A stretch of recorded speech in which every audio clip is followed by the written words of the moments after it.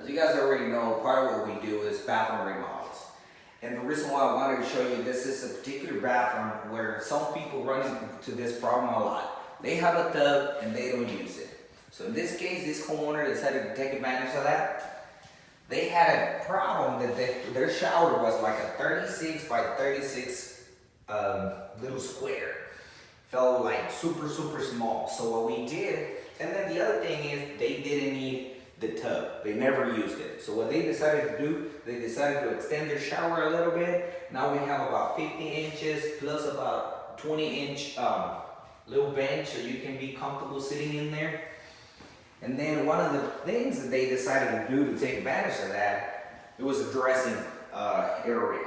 She's gonna put here a little chair for all her makeup stuff, a little mirror, and that's gonna help a lot. So if you have something like that you don't need a tub, or you wanna utilize the space a little better, wanna give your bathroom a better use, please give us a call. Nelson with Nelson Spanking will definitely have a solution for you.